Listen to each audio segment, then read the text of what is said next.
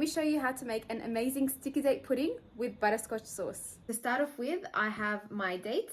To the pitted dates, I'm going to add some bicarbonate soda and water.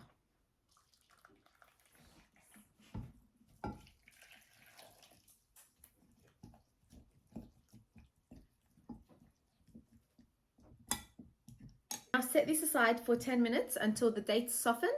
Then we're going to coarsely mash it with a fork. It's been 10 minutes, so it's time to break down these dates.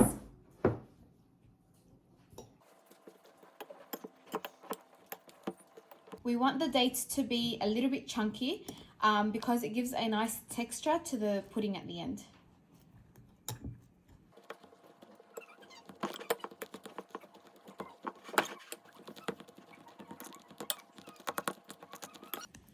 Here's what it looks like at the end.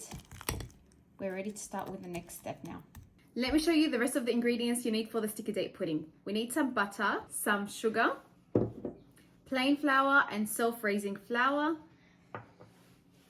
and 2 eggs. To start off with, we're going to place the butter and the sugar in here and whisk until the sugar is light and fluffy before adding the rest of the ingredients.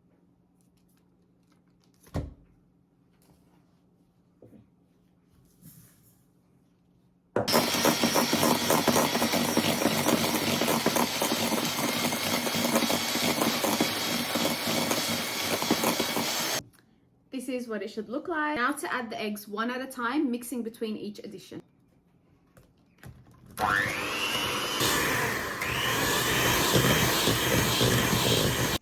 Now add the dates paste that we have prepared and the combined flours.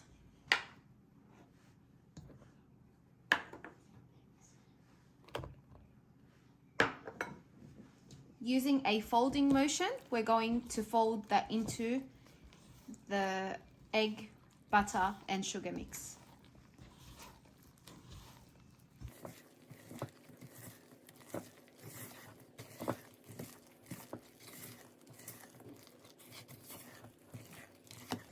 Once your mixture looks like this, you're ready to place it in your baking tin and into the oven.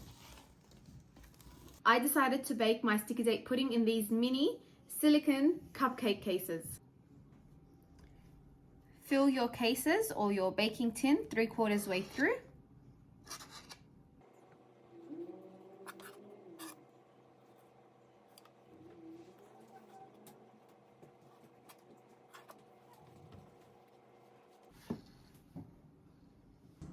Now moving on to the butterscotch sauce, place some butter, brown sugar, and cream in a saucepan over medium heat and mix together.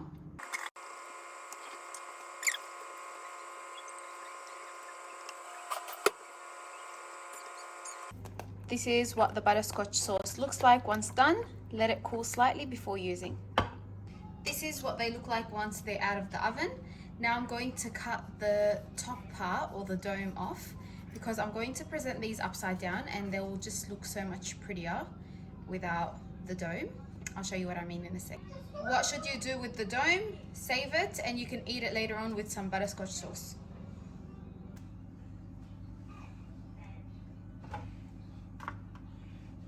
I ended up baking some of the sticky date puddings in this shape mold. I topped them with an almond rose praline and drizzled generously with the butterscotch. Find the full recipe below and don't forget to like and subscribe.